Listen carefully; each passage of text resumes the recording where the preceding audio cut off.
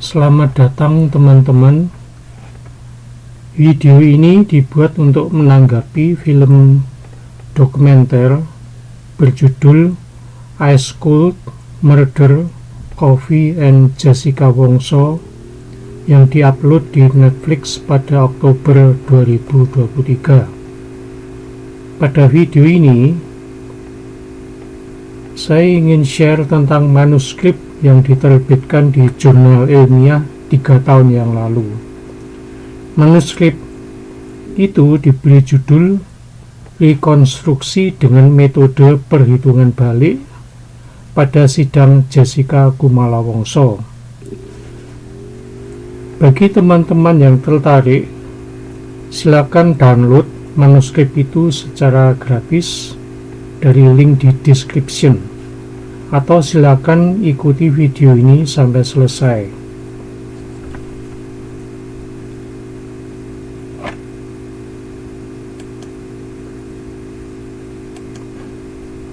Seperti diketahui, korban Wayan Mirna Salihin meninggal dunia diduga karena dia minum Vietnamese Ice Coffee di Cafe Olivier pada 6 Januari 2016.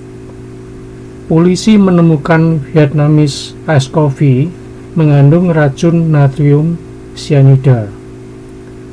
Pada 10 Januari 2016 pukul 10:30 pagi, polisi menemukan konsentrasi ion cyanida sebesar 7.900 mg per liter dalam Vietnamese Ice Coffee. Untuk menemukan pelakunya, polisi perlu menjawab kapan racun natrium cyanida dimasukkan ke Vietnamese Ice Coffee. Untuk menjawab pertanyaan itu, polisi melakukan beberapa cara, seperti polisi mewawancarai saksi-saksi. Kemudian polisi mencek rekaman CCTV di Cafe Olivier. Dan terakhir, polisi menggunakan ilmu kimia untuk rekonstruksi dengan metode perhitungan balik. Untuk aktivitas terakhir atau rekonstruksi dengan metode perhitungan balik, polisi melakukan percobaan tentang penurunan konsentrasi ion cyanida dalam Vietnamese Ice Coffee sebagai fungsi waktu. Data percobaan ini bakal kita lihat pada tabel 1, kolom 1 dan 2 di slide yang akan datang.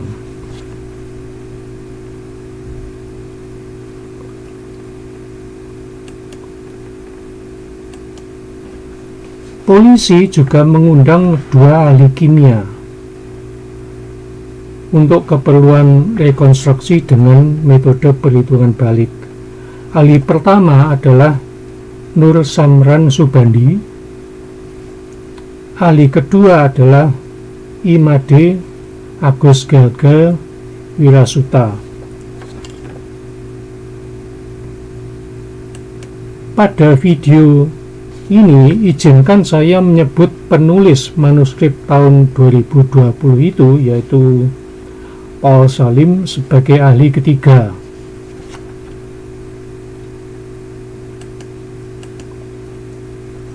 Setiap ahli mengusulkan rumus matematis untuk melakukan rekonstruksi dengan metode perhitungan balik. Ahli pertama mengusulkan rumus 1, tampak di slide ini, di mana T adalah waktu dalam satuan jam dan Cn adalah konsentrasi ion cyanida dalam Vietnamese Ice Coffee dalam satuan miligram per liter.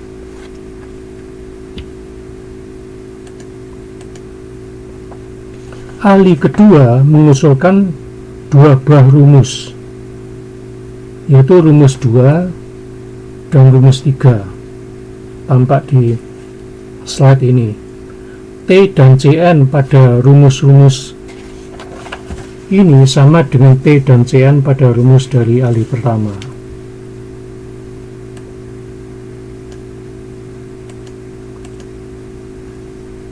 Ahli ketiga mengusulkan satu rumus yang terdiri atas dua bagian, yaitu rumus 4A dan rumus 4B, di mana rumus 4B cuma berlaku saat T di atas 71.5855 jam, sedangkan rumus 4A berlaku di luar waktu tersebut.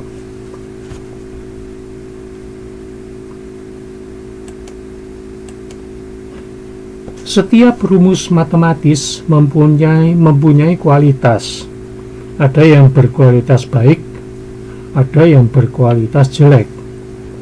Kualitas dari rumus matematis bisa dilihat dari akurasinya. Dalam kasus ini yang menjadi acuan adalah hasil percobaan tentang penurunan konsentrasi ion cyanida dalam Vietnamese ice coffee versus waktu yang ditampilkan pada tabel 1 tampak di slide ini, kolom 1 dan kolom 2 dari kiri. Mari kita cek akurasi dari rumus 1 dari ahli pertama yang ditampilkan di kolom 3 dari kiri.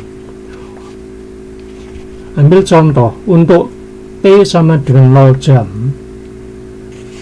Cn menurut rumus 1 adalah 9834, padahal hasil percobaan Cn adalah 9880. Perbedaan antara hasil perhitungan dan hasil percobaan adalah kesalahan atau error dari rumus 1. Kalau semua kesalahan rumus 1 dari time 0 jam sampai dengan time 120 jam digabungkan dan dinyatakan sebagai SSE atau the sum of squares of error, maka SSE dari rumus 1 adalah 12.036. Dengan perhitungan yang sama, akurasi dari rumus 2 dari ahli kedua dapat dinyatakan dalam SSE yang besarnya 16.010 dibandingkan dengan rumus 1. Rumus 2 mempunyai SSE lebih besar. Ini artinya bahwa rumus 2 kurang akurat bila dibandingkan dengan rumus 1.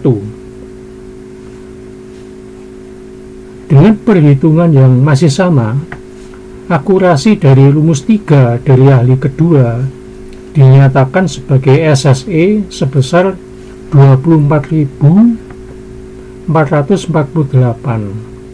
Dari tiga rumus yang kita bahas selama ini berdasarkan SSE-nya, rumus 1 adalah terbaik akurasinya, sedangkan rumus 3 adalah terburuk akurasinya. Nah, sekarang giliran rumus 4A, 4B dari ahli ketiga. Rumus ini punya SSE sebesar 50. Sehingga berdasarkan SSE-nya, kalau kita bandingkan semua rumus matematis, rumus 4A, 4B adalah paling akurat. Dilanjutkan dengan rumus 1 dari ahli pertama. Dua rumus lainnya sebaiknya diabaikan karena tidak akurat. Nah, sekarang tentang rekonstruksi dengan metode perhitungan balik. Seperti diketahui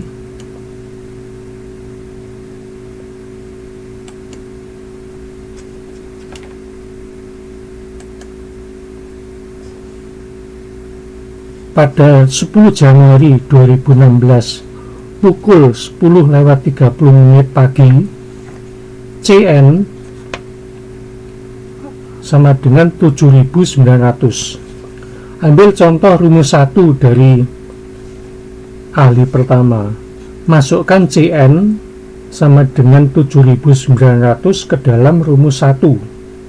Lalu hitunglah T yang kemudian disebut T1. Ditemukan T1 sama dengan 90.16 jam yang ditampilkan pada kolom 2 dari kiri dan baris 3 dari atas pada tabel ini, di slide ini. Kemudian kurangkan 90.16 jam dari 10 Januari 2016 pukul 10:30 menit dan berhasil ditemukan 6 Januari 2016 pukul 16:20 menit lewat 24 detik. Perlu diperhatikan bahwa ahli pertama saat sidang tahun 2016 memberi keterangan yang salah di depan hakim, yaitu hasil rekonstruksi 6 Januari 2016 pukul 16:39 menit lewat 36 detik, walaupun T1 yang dipakai oleh ahli pertama sudah benar, yaitu 90.16 jam. Hasil rekonstruksi untuk rumus-rumus lainnya bisa dilihat pada tabel ini, di slide ini. Mohon hasil rekonstruksi dari rumus 2 dan rumus 3 diabaikan karena rumus-rumus ini tidak akurat. Berdasarkan 2 rumus terbaik, rekonstruksi dengan metode perhitungan balik memberikan hasil, yaitu racun cyanida dimasukkan ke dalam Vietnamese Ice Coffee pada 6 Januari 2016 antara pukul 13:13 menit lebih 12 detik dan pukul 16:20 menit lebih 24 detik.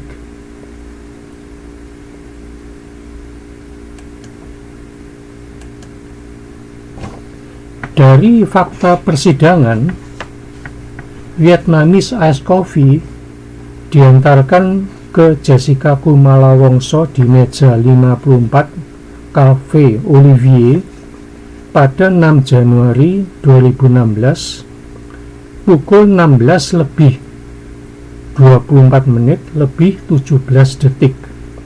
Ini berarti bahwa racun cyanida dimasukkan ke dalam Vietnamese Ice Coffee sebelum diantarkan ke Jessica Kumala Wongso.